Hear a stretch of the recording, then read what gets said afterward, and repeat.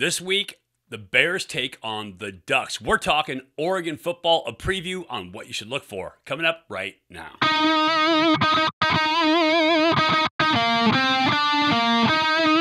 Hey everybody, welcome to Bear Insider, Ultimate Insider Podcast. I'm Mike Pawlawski, former Cal quarterback, radio analyst, and Hall of Famer. Today we are talking about the Bears versus the Ducks. Several storylines coming into this one. A lot of familiarity, that's a word, right? Between these two programs. Justin Wilcox, an alumni of Oregon, played at Oregon. Tosh Lupoy, their defensive coordinator, former defensive lineman for the Bears as well. And so a lot of crossover back and forth. Coach Sermons, of course, Bill Musgrave, all played at Oregon as well. This Oregon team is a team that went into Georgia to begin the season and took an absolute shellacking, 49-3. And it was ugly. Coming in, they were ranked almost, I think they were number 11 in the country. And everybody's looking for big things. They were kind of the standard bearer, the flag carrier for the Pac-12. And then Oregon absolutely dismantled them, shook the bolts off of them. And it kind of let down for the whole Pac-12, right? They lost, Utah lost in that same weekend to a mediocre Florida team. And so the Pac-12 lost a little bit of its varnish, right? The shine was off the conference. Since then, Oregon has been undefeated. And it was a lot to expect from an Oregon team in first-year head coach Dan Lanning coming in, going up against the national champion from the previous season in an opening game, to expect them to come out and, perform well or even get a win. I know everybody inside the Oregon locker room, I'm sure, expected to get a win. But that's a lot to ask. A lot of new offense, unfamiliarity, guys don't know each other, new starting quarterback, all kinds of stuff going on up there. So it would be a lot to ask of them to go in and get that win. They have become a much better football team. They are gelling week in, week out. They are getting better. And so it's a huge test this week for the Bears to go up against this Oregon team. I have to tell you, as a quarterback, it is fun to watch that Oregon offense. They are balanced, for one. They lead the Pac-12 in rushing, 244.6 a game. They are number 5 in the country in terms of running the ball. In terms of passing the ball, Bo Nix is also incredibly efficient. They are thrown for about 272 to 275 a game, and they're number 35, 36 in the country in terms of passing offense. And so they're being really good both on the ground and through the air. And when you have a team that's that balanced, they're incredibly difficult to stop. And so that's a big one. Last week versus Washington, they love to push the ball down the field, get vertical, do all that. This week, you have to defend the entire field. You have to defend the line of scrimmage, in that you have to keep a heavy box to stop the run. But you also have to be able to cover downfield because Oregon's got some real weapons on the outside as well. And so it makes it really difficult as a D coordinator. Oregon also runs the RPO game very well. Bo Nix is an extremely talented runner, as well as being a really talented passer. Last week, by the way, he threw about the prettiest football I've seen in college football in, I can't tell you how many years. Just threw the big over-the-top ball in the post down the middle of the field, put air underneath it. It was a clinic film for how young quarterbacks should throw the deep ball. And so he has all the skill sets to throw the ball, to run the ball, to work the RPO game. He can do all of that. So it will be a tough matchup for the Bears defense this week, who I think, by the way, has been playing extremely well, given the circumstances that the offense hasn't been able to put it together outside of one game this year versus Arizona. So all that said, let's talk about Oregon, some of their players, some of the things you're going to see. On offense, we started with Bo Nix. Nix had a game last week, 22 for 28, I think it was 280-something yards, 5 touchdowns, 0 interceptions against a pretty good UCLA team. And so his passer rating was like 2,000,006. It was just a ridiculous number for passer rating because he was incredibly efficient. And so he's one that you have to start with because the offense centers around that guy as the quarterback, being able to do the drop back game, being able to run the RPO game, being able to run the sprint out game. He does all of it. He has every tool in the basket, and he's really good at it. And he's a big-time running threat as well. And so Bo Nix is where it starts on the season. He's been very efficient as well. A huge part of why he's been so successful at quarterback, outside of that pretty amazing skill set, is the fact that Oregon's offensive line is pretty dominant. they have 4 seniors starting on that offensive line, 1 sophomore, and a lot of guys who are going to be playing at the next level. So anytime you are awesome inside, and we'll talk to you about those guys, it's Alex Forsyth, it's Amovai Laulu, so he is also a great player. It is TJ Bass, it is Marcus Harper, it is Ryan Walk. Those 5 dudes are balling up front. Really, really good for big guys up front. And I have told you time and time again when we talk about previews, reviews, post-game analysis, if you win in the pit, you're probably going to win the football game. And Oregon is winning at the line of scrimmage with those guys on offense. The reason they are so balanced is because those guys get it done. They can do it in the run game, and they do it in the pass game. And if you can run the ball the way that Oregon runs the ball, and if you can run the RPO game the way that Oregon runs the RPO game, then you can be extremely efficient in the passing game, because defensive lines don't know whether to pin their ears back and bring it, whether to sit back, whether to read, whether to fight pressure, like all those things that they have to do. There's a choice, there's a menu option on every single play, because Oregon can get it done on every single play in a bunch of different ways. So that's a huge part. Another thing that the offensive line does extremely well, Oregon is 12 of 13 on 4th downs this year. They are 10 of 10 on 4th down since the Georgia game. And that is all about the offensive line. That's when those guys need to be on their game to be able to run the ball for a yard, to be able to protect the quarterback in passing situations. And so if your O-line is not getting it down, you're not going to be going for it on the 4th. The fact that they have such faith in their O-line and their quarterback means that they can go for it on 4th down. And since the Georgia game, they have been 100% perfect going for it on 4th down. So that is a lot of trust to put in those guys, and they have come through big time. And you can tell that stat alone tells you about the momentum this team has, because you don't go for it unless you believe in your team. You don't believe in your team unless you have momentum. And so those things all play on top of each other. So there's that.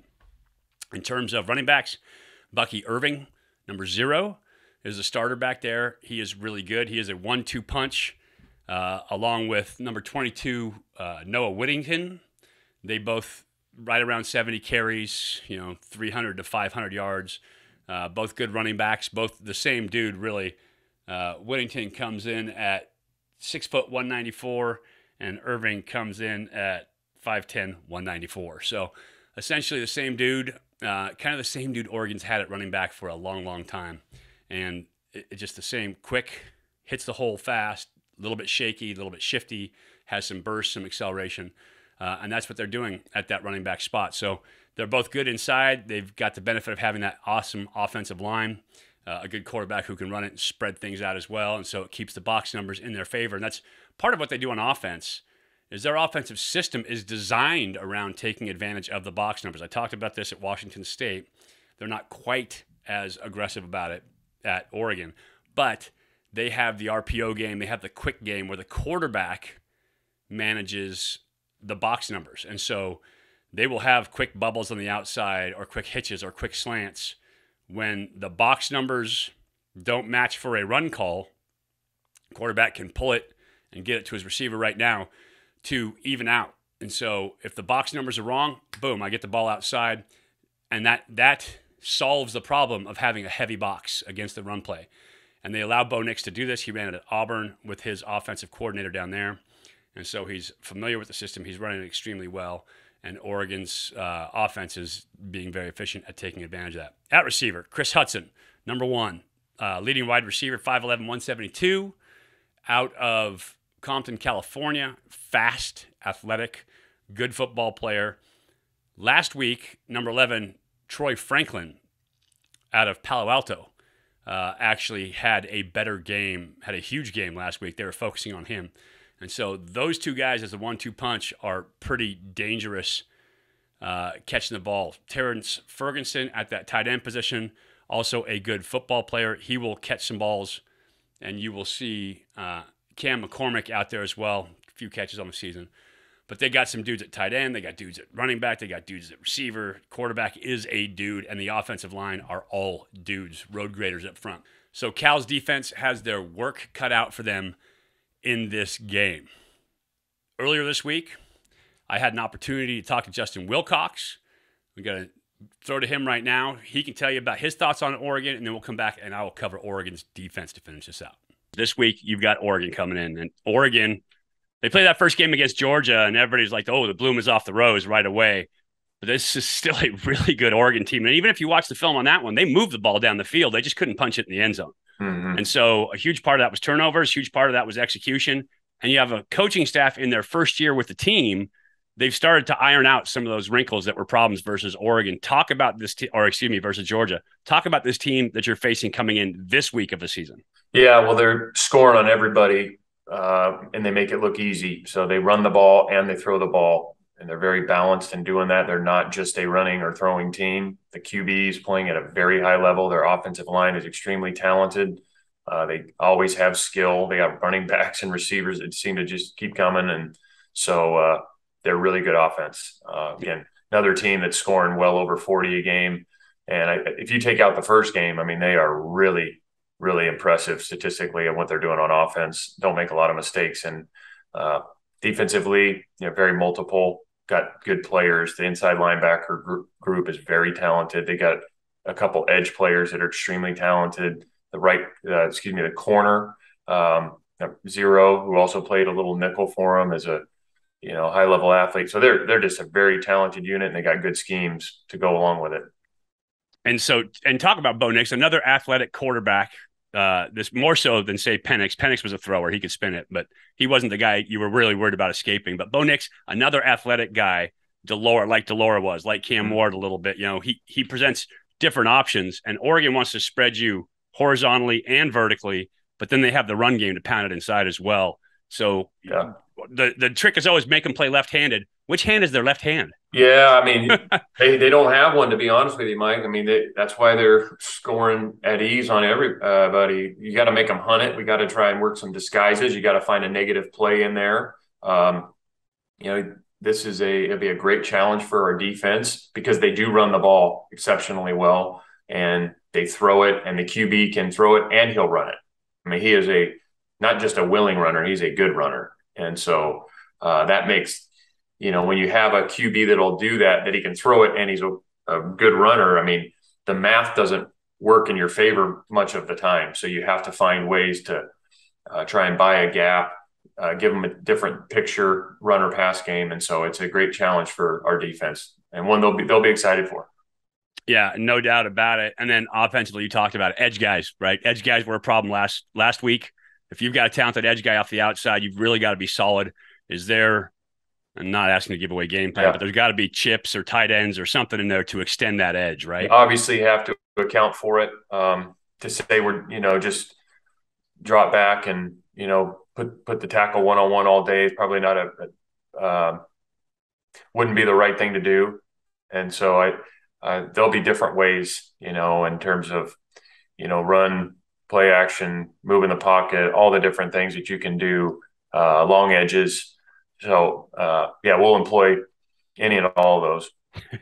Yeah, multiple warfare fronts. Mm-hmm. Yeah, I mean, nowadays, I think just so talented, like there's so much talent at that edge position at every level of football that it's hard to just leave a tackle one-on-one in space these days. It makes it tough. Coach, I appreciate you coming on. Appreciate a little more offense last week, and we're looking forward to a big game versus the Ducks this week. All right, thanks, Mike.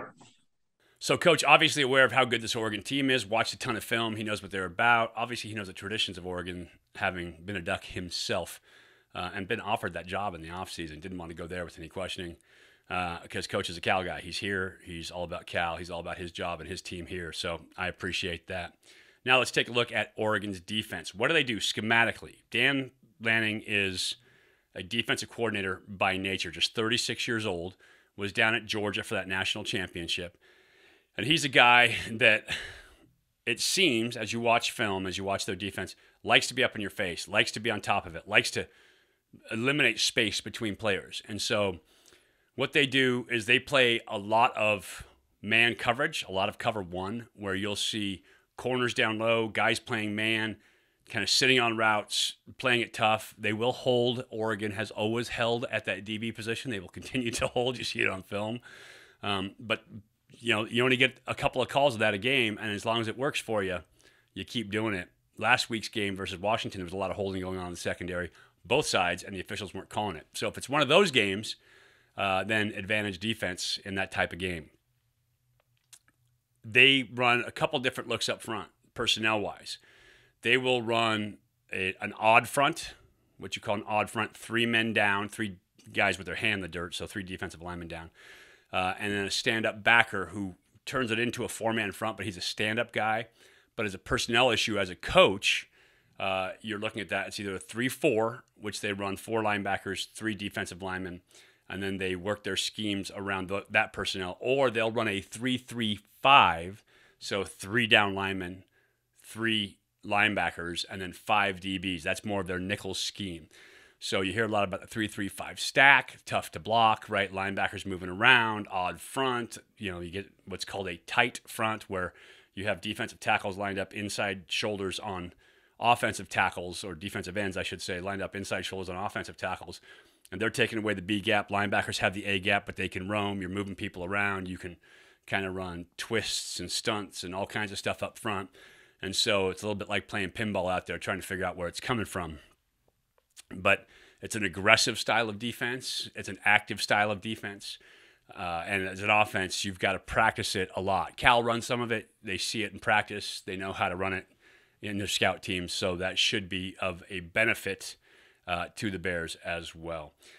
So personnel-wise, you start on that defense, and it's a name that you guys are familiar with, Noah Sewell, linebacker, number 1, younger brother of Penei Sewell, who was the stud offensive lineman for them.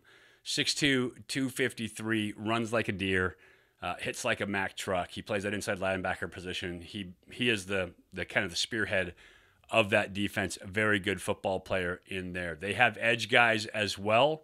Brandon Dorless is a good edge guy at that defensive end position. He's got, I think, just under 3 sacks on the year. He is bigger than the guys last week that we saw from Washington. Comes in at about 290 pounds. He can get it done out there. He's got a bigger push, different type of football player, but a good football player as well on that outside at that defensive end position. And so they have edge guys that can rush, good linebackers inside. I think their secondary is kind of a classic Oregon secondary. They got guys who can play it, but they bring some pressure. They bring enough up front so that if you're just disruptive enough in that secondary that quarterback's timing is off, they can confuse you a little bit with their shifts and their last-minute looks and where they're bringing pressure from and what they're spinning down to or spinning up to as a coverage. And so as a quarterback, you got to really be on your game, not just seeing your pre-snap read, am I seeing 2 high safeties or 1 high safety, but also about, are they spinning from that or rolling from that, in that they could start with 2 high safeties, roll down to 1. They could, all kinds of stuff that they're doing out there on defense. Much like their offense is an attacking offense, spread you horizontally and vertically. Their defense, very similar. Attacking style defense, in your face, make you make decisions quickly, not give you a clean picture. As Justin talks about, changing up your pitch. And so they do that very well on defense as well. They held UCLA to field goals to start the game off last week, and that was a huge thing for them because they got the big jump. And then in the second quarter, Coach Dan Lanning went for the onside kick, and Oregon got it and switched the game. At that moment, you could feel momentum just absolutely shift, and became 24, I think, to 13 at that point, or 24 to 11 at that point. And then they poured it on, went up one more score before halftime, 31 to 13 or 11. And so it was kind of all over at that point. That Oregon was rolling downhill, and they were going at home in Autzen. UCLA was feeling it and could never quite get back into it. Final score is 45 to 30, but Oregon had control, in my opinion, as I watched the game, from that onside kick moving forward. So that is a good look at the Oregon defense, at their offense. Good talk with Coach today. And so offense has their hands full. We kind of put everything together, and the last thought of the day here is that on the season, Bo Nix has been sacked exactly 1 time. Why is that? A huge part of it is the offensive line. They're really good. Another part is they throw bubbles to the outside. They get the ball out of his hands in a hurry. They work box numbers. They work the RPO game. They get him on the move. They help in protection with backs. They find a way when they do throw drop back pass to keep the offense off base. That run game, having a great run game, means they're going RPOs. They do a little bit of everything. They're very diverse on offense. And as a result, it's hard to get after the quarterback. Jack Plummer, in the meantime, has been sacked 23 times. And Cal's offense has not been diverse. They have not spread the ball horizontally and vertically. And so Cal's offense needs to start doing a little bit of that. They got some talented players on the outside. They got some talented players at running back. Yes, the offensive line needs a ton of work. Hopefully now in the second week with Coach Greatwood around, they got some touch in there, or some more of his touch on that offensive line, right? Getting some things done. And hopefully that offensive line is improving, because they need to be, especially for this game. It is a huge game. Coach Wilcox always coaches well against Oregon, but this is a big one against a very good team. So that's my thoughts on it. I appreciate you guys watching. You can always catch us on the broadcast. Me and my partner Joe Starkey, KGO 810. Broadcast starts the pregame at 11:30. You can catch us then. But I appreciate you guys watching or listening today, whichever you're doing. I am Mike Pawlawski for Bear Insider and the Ultimate Insider Podcast. Go Bears.